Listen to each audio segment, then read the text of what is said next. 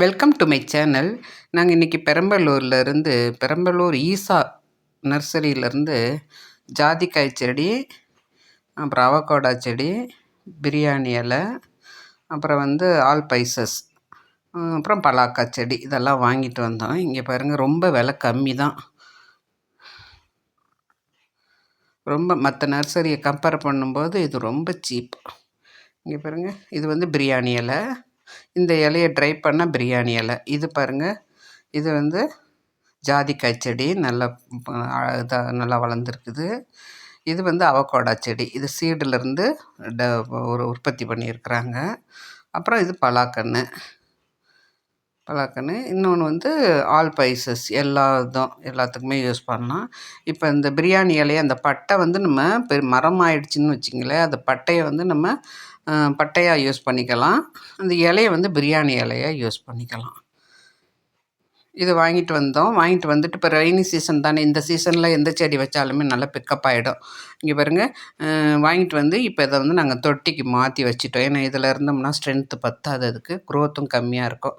இப்போ நாங்கள் பாட்டில் மாற்றி பாட்டுக்குள்ளார வச்சுட்டோம். பாட்டில் வச்சு இது பண்ண பிறகு பாட்டில் வச்ச கொஞ்சம் 1 வீக்லேயே பார்த்திங்கன்னா சின்ன சின்ன அந்த குருத்துன்னு சொல்லுவாங்க, அந்த டெவலப் ஆகிறது, அந்த குருத்து நல்லா வந்திருக்குது. அதையும் நீங்கள் காட்டுறேன் பாருங்கள், பாட்டில் வச்ச பிறகு காட்டுறேன்.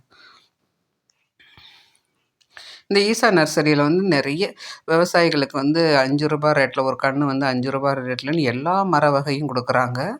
அப்புறம் இந்த மலைப்பயிர்னு சொல்லிட்டு இந்த மாதிரி செடிகளை எல்லாம் கொடுக்குறாங்க. இந்த அவகோடா மட்டும் 50 ரூபா, மற்றது எல்லாமே அதே மாதிரி. இந்த பிரியாணி எல்லாம் 20 ரூபா. அதேமாதிரி ஆல் பைசஸும் 20 ரூபா தான். இந்த ஜாதிக்காய் செடியும் 20 ரூபா. மற்றதெல்லாமே 5 ருபீஸு, 7 ருபீஸ் அந்த ரேஞ்சில் தான் இருக்குது மற்ற செடிகளெல்லாம். இதெல்லாம் நமக்கு அதிகமாக கிடைக்காது இல்லையா, அதனால் இதெல்லாம் கொஞ்சம் காஸ்ட்லி. மற்றதெல்லாம் காஸ்ட்லின்னு சொல்ல முடியாது, வெளியில் இதை போய் வாங்கினோம்னா அதிகமாக இருக்கும். அதனால் தேவைப்படுறவங்க போய் நல்லா அங்கே பெரம்பலூரில் ஈசா நர்சரியில் இருக்குது. இது அதாவது எசனைக்கு போகிற வழி, மெயின் ரோட்லேருந்து கொஞ்சம் அப்படியே ஆன் த வேலையே மெயின் ரோட்லேருந்து ஒரு ஸ்டெப் இறங்குனாவே இந்த கார்டன் இருக்குது.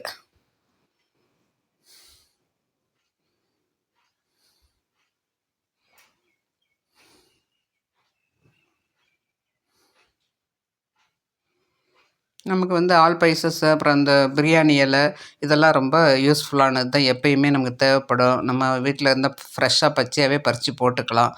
பிரியாணி செய்கிறவங்க வெஜிடபிள் பிரியாணியோ இல்லை இப்போ குருமா வைக்கிறோமோ எதுக்கோ ஒன்றுக்கு இது யூஸ் ஆகிடுது. அந்த பலாக்கன்று அது மரம், அதை தோட்டத்தில் வச்சுக்கலாம். இது 5 ருபீஸ் தான். பலாக்கன்று 5 ருபீஸ்.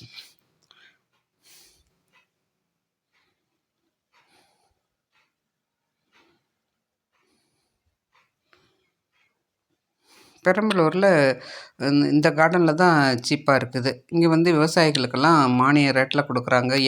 அதாவது ஏலக்காய் செடி கூட 3000 கன்று வந்துச்சுன்னு சொல்கிறாங்க. ஆனால் எல்லாமே விற்று போச்சு அப்படின்னு சொன்னாங்க. இங்கே பாருங்கள், இதெல்லாம் இப்போ தொட்டிக்கு மாற்றிட்டோம். தொட்டிக்கு மாற்றின பிறகு கொஞ்சம் எல்லாமே நல்லா கொஞ்சம் குருத்து வந்துருச்சு. சின்ன குருத்து. அப்போ நமக்கு க்ரோத் இருக்கிறத காட்டுது. இது ஆல் பைசஸ். இது பிரியாணி இலை. அவங்களுக்கு பார்க்கும்போது இந்த இலை தெரியுது நல்லா. இது அவகோடா. இதுவும் பிரியாணி இலை.